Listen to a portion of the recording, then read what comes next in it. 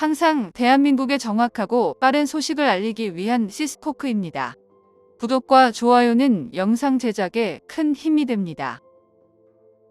대한민국의 자랑이자 자주 국방의 핵심인 KF-21 보람의 전투기가 초음속 비행을 성공하면서 중국과 일본은 물론이고 전 세계 외신들조차 경악을 금치 못했습니다. 그 이유로는 스텔스 형상을 가진 4.5세대 전투기를 자국의 힘으로 직접 개발하는 건 미국이나 유럽처럼 전 세계에서 극소수의 군사 강국들만이 가능한 일이었습니다. 해외 언론들 중에선 대한민국 방위사업청이 공개한 KF-21 보람의 전투기의 초음속 비행 영상을 보고 마치 해외 수출을 위해 제작된 것처럼 비행 장면이 촬영되었다며 입을 다물지 못했는데요. 과거부터 우리 대한민국은 중국처럼 무기 개발 과정을 절대 공개하지 않는 폐쇄적인 국가와는 다르게 영상 매체나 뉴스를 통해 처음 시작부터 결과물까지 공개했으며 특히 이번 KF-21 전투기의 첫 번째 초음속 비행과 엔진 시험, 이륙 시험 등 테스트 과정들을 세계 언론에 공개하면서 파격적인 모습을 보여주었습니다. 이런 모습들이 인상 깊었는지 유럽의 대표 국가인 영국 언론에서 대한민국의 공군이 전 세계에서 5위로 평가하면서 엄청난 화제를 일으켰습니다.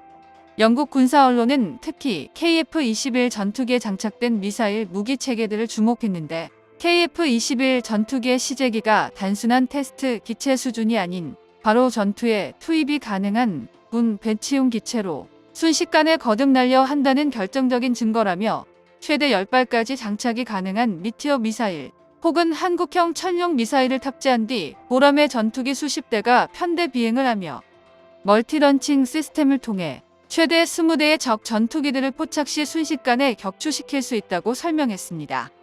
비단 영국뿐만이 아닙니다.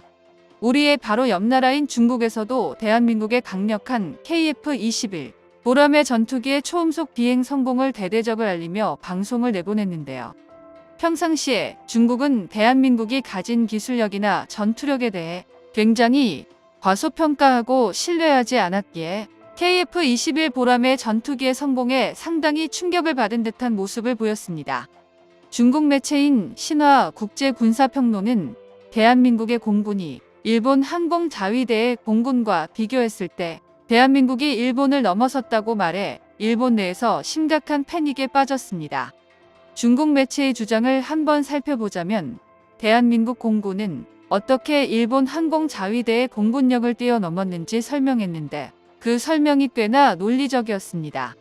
대한민국이 미국에서 수입한 5세대의 전투기를 보유하지만 결국 한국은 독자적으로 국산 스텔스 전투기 KF-21 보람의 개발을 추진하였으며 마침내 항공 강국으로 거듭났다고 했는데요. 대한민국과 일본이 미국의 동맹으로 있으며 서로 간에 전쟁을 벌이지는 않겠지만 반대로 미국을 제외하고 볼 때 한일 관계에서 두 나라는 서로 사이가 좋지 않아 아슬아슬한 줄타기를 하는 중이라고 말했으며 언제 어디서 교전이 일어나도 이상할 것이 없다며 분석을 했습니다.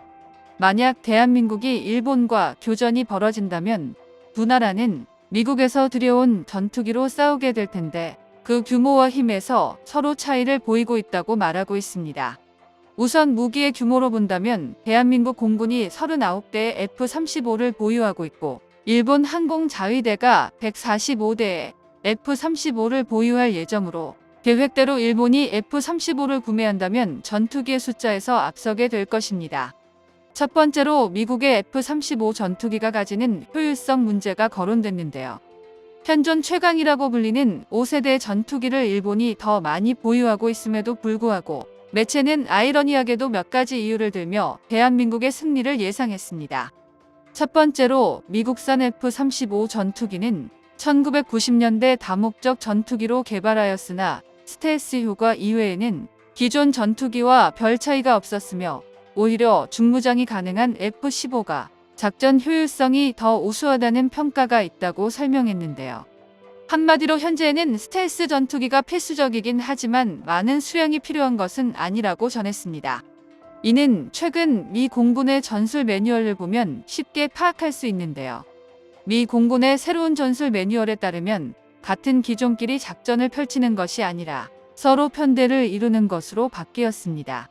우선 F-35 전투기가 먼저 앞장서서 뛰어난 스텔스 성능으로 적진 깊숙이 들어가 적의 표적을 아군에게 보내면 멀리서 뛰어난 화력으로 적을 초토화시키는 전술인데, F-35 스텔스 전투기는 사실상 보조하는 역할이고 실제적으로는 F-15를 이용한 화력전이라는 것인데요.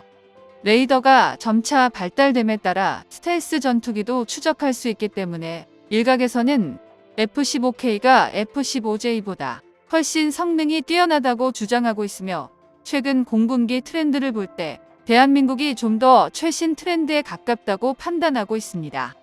중국 군사 매체는 대한민국과 일본이 미국에서 도입한 F-35 스텔스 전투기 성능에 대해서도 같은 기종 같지만 분명 다르다고 지적하고 있습니다.